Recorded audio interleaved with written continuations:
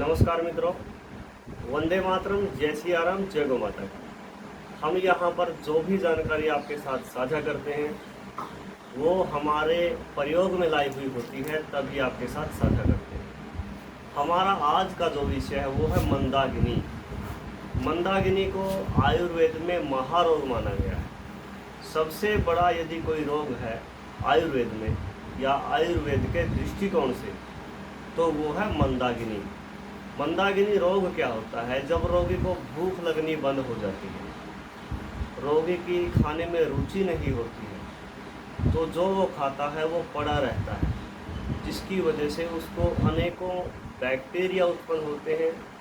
अनेकों जो बैक्टीरिया उत्पन्न होते हैं वो हमारे वात, पित्त और कफ, जो हमारा 3 दोषों का सिद्धांत है, उनको बिगाड़ते हैं।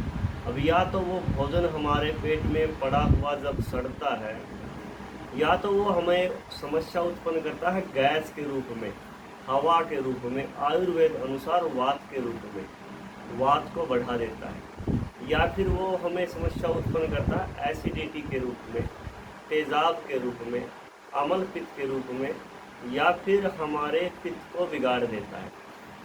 कई बार देखा गया है कि ये दोनों समस्याएं होती हैं, जिसको एलोपैथी कहती है, एसिडिटी और हाइपर एसिडिटी, यानी गैस और तेज़ाब जब दोनों बननी शुरू हो जाती हैं तो रोगी के साथ बड़ी समस्याएं होने लगती हैं।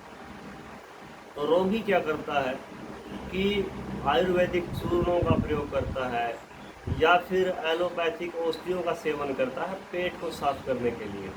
और जब वो उनका सेवन करता है तो उसका पेट तो साफ हो जाता है, लेकिन जो उसको कब्ज होने की जो जड़ है, जो कारण है, जो समस्या है, जिसकी वजह से उसके पेट में पड़ा हुआ भोजन सड़ा है, उसके ऊपर वो काम नहीं करता, क्योंकि वो जो समस्या होती है वो उसके द्वारा किए गए भोजन के ना पचने की वजह से कब्ज हुई है। और यहाँ पर लोग दवाई कब्ज की लेते रहते हैं, और जो है और भी आगे चल के जब इस एक समय ऐसा आता है कि आंतें जो हैं वो बहुत कमज़ोर हो जाती हैं, और कमज़ोर आंत होने की वजह से सारी एलोपैथी की, सारी आयुर्वेद की, सारी होम्योपैथी की, यूनान की जितनी भी औषधियाँ हैं वो काम करना छोड़ देती हैं। लेकिन फिर भी रोगी मंदाग्नि के ऊपर काम नहीं करता। ऐसा है कि ये रोग आपको ना हो या आपके सगे संबंधी को ना हो, यदि है तो उसको कैसे पहचाने, इस विषय पर जो है हम आज बात करेंगे। तो मंदाग्नि के बारे में बात करते हैं। सबसे पहला जो लक्षण है, भूख ना लगना। ऐसे बहुत सारे व्यक्ति होंगे जिनको भूख नहीं लगती, लेकिन वो समय के पाबंद होके कि मान लो 2 बजे का उनका खाना खाने का समय है और वो 2 बजे जो है खाना खा लेते हैं। दूसरा है उल्टी आना। कई लोगों को खाना खाते ही उल्टी आ सकती है या खाना बैक मार सकता है। तीसरा है बार बार पेट में दर्द होना।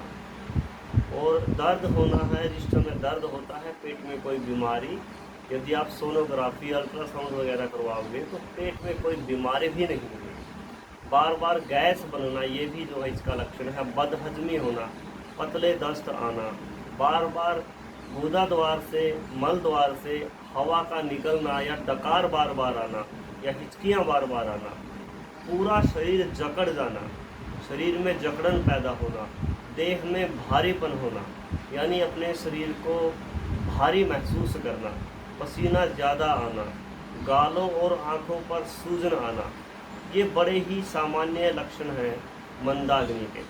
मंदाग्नि 5 प्रकार की होती है। जो प्राकृतिक मंदाग्नि होती है वो बिना दवाइयों को ठीक की जा सकती है। उसके लिए कुछ चीज़ों को छू कर, कुछ चीज़ों का ध्यान करके, कुछ चीज़ों के बारे में विचार करके या देख करके भी मंदाग्नि को दूर किया जा सकता है। लेकिन कुछ मंदाग्नि हमारे खान पान की वजह से, हमारे व्यवहार की वजह से, हमारे मन में किसी के प्रति ज़्यादा द्वेष होना, किसी को देख के ज़्यादा जलना, किसी के तरीके को देख के जलना, भय होना, शोक होना, डर लगना, ऐसे भी बहुत सारे कारण हो सकते हैं। या बहुत ठंडे मौसम में रहना, बहुत ठंडी जगह पर रहना, बहुत तंग जगह पर रहना, या जो हमारा शरीर है ज़्यादा टाइट कपड़े पहनना, या फिर कमर में जो बेल्ट बांधी जाती है, बेल्ट को अटकाए रखने के लिए, बहुत ज़्यादा टाइट बांधना, ऐसी भी इसके जो है कारण हो सकते हैं। तो हम बात करते हैं मंदाग्नि जो रोग होता है, इसको ठीक करने के लिए हमें क्या करना चाहिए। सबसे पहले जिसको मंदाग्नि रोग है उसको कम से कम 3-4 किलोमीटर हर रोज़ सुबह शाम टहलना चाहिए। सुबह जल्दी उठना चाहिए, जल्दी उठ के एक्सरसाइज वगैरह करनी चाहिए, भाग दौड़ करनी चाहिए उसको। हालांकि थकावट बहुत ज़्यादा होती है, लेकिन उस थकावट को कम करने के लिए उसको मेहनत करनी चाहिए। अगर आप घर से बाहर नहीं जा सकते तो रस्सी कूद लो, रस्सी नहीं कूद सकते तो आपकी पसंद के जैसे भी आपको गाने पसंद हैं वो संगीत बजाओ और उस पर जो है हल्का हल्का नृत्य करना शुरू कर दो, तो भी जो है आपकी मंदाग्नि का ट्रीटमेंट हो सकता है।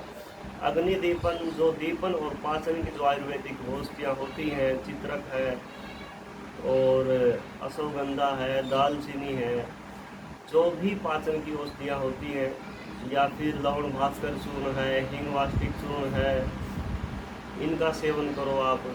आजकल बाज़ार में बड़े अच्छे ही जो है आसो आ गए हैं, अरिष्ट आ गए हैं, एंजाइम आ गए हैं, जिनका सेवन करके जो है आप अपनी जो मंदाग्नि है उसको जगा सकते हो। तो यदि आपके मुंह में खट्टा पानी आता है तो आप तीखी चीज़ों से बचो, कड़वा पानी आता है तो आप तीखी चीज़ों से बचो, और खूब मेहनत करके, ज़्यादा ना खा करके, ज़्यादा पानी ना पी करके, ज़्यादा लिक्विड ना ले करके, बहुत ज़्यादा ठोस ना ले करके जो है आप अपनी मंदाग्नि को जो है ठीक कर सकते हो। मंदाग्नि को ठीक करने के लिए जो बाज़ार में सामान्य स्तर पर मिलने वाली औषधियाँ हैं वो इस प्रकार है। हिंगवाष्टिक चूर्ण आधी चम्मच सुबह शाम खाना खाने से आधा घंटा पहले थोड़ा सा घी मिला करके लें, या फिर आपके घर पे सौंठ हो, खाना खाने से पहले सौंठ का एक टुकड़ा ले लो और उसको चूसते रहो, थोड़ा नींबू लगा करके उसको चूस लो, वो भी मंदाग्नि को दूर करने में सहायक है। आपकी रसोई में अजवाइन है, अजवाइन को चबा चबा करके खाओगे तो वो भी आपकी मंदाग्नि को दूर करने में सहायक है। अब आपकी रसोई में नमक है, अदरक है, सौंठ है, आपके पास नींबू है, तो इन सबको थोड़ा थोड़ा लेकर के कूट के स्वाद अनुसार नींबू निचोड़ो, स्वाद अनुसार इसमें नमक मिला लो, उसका जो आप सेवन करके भी अपने आप को स्वस्थ कर सकते हैं।